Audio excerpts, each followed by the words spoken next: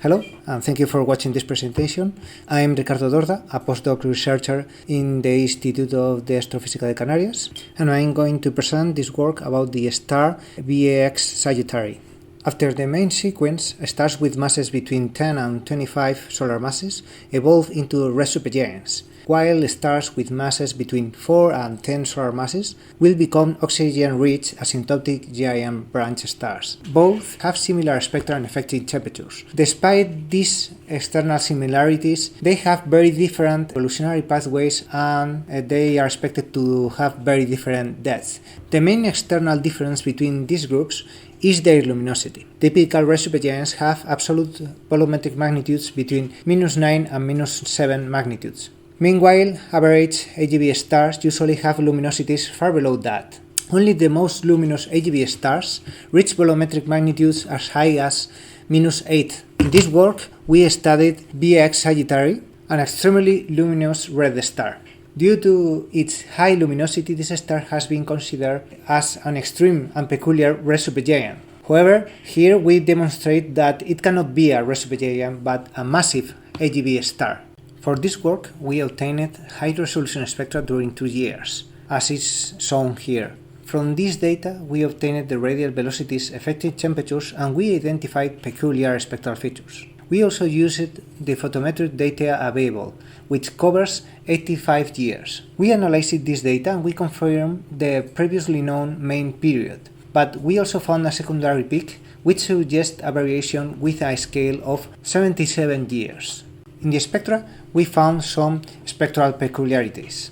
The main of them is the presence of strong rubidium lines. These lines are expected in massive AGB stars, but never in red supergiants, as we saw in this comparative spectra.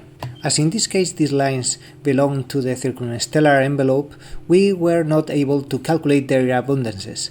However, we know that the expansion velocity of the OH envelope is strongly correlated to the abundance of the rubidium in the atmosphere. In this case, VAX Sagittari presents the highest expansion velocity known in an AGB star. Thus, its rubidium abundance has to be extremely high. In addition, we found that rubidium lines vary with time, probably due to changes in the density of the circumstellar envelope. We also found that some strong atomic lines were duplicated during the maximum light. This is typical of pulsating mirror stars, but not of red supergiants. Thus, we can conclude that VAX Sagittari cannot be a red supergiant, but a massive AGB star. So, VAX Sagittari is an AGB star, but which is its luminosity? We collected all the reliable distances, and we obtained an average distance of 1.4 kiloparsecs.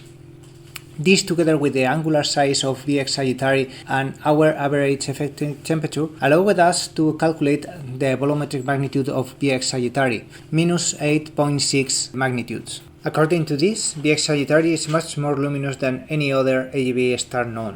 This, together with the high rubidium abundance suggested by the high velocity expansion, will indicate that VAX Sagittari is a very high mass AGB star. In fact, its luminosity is higher than those predicted for AGB stars with 10 solar masses. However, this is not incompatible with the idea that VAX Sagittari is an AGB star, because some models predict that under the right circumstances, stars with masses between 10 and 12 solar masses can evolve into AGB stars.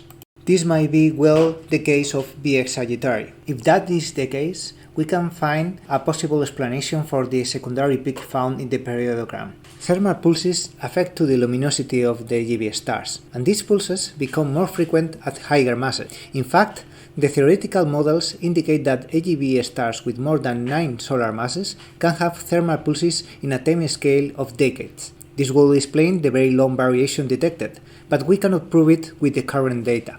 Finally, theoretical models indicate that AGB stars more massive than 8 solar masses can enter in the super AGB phase.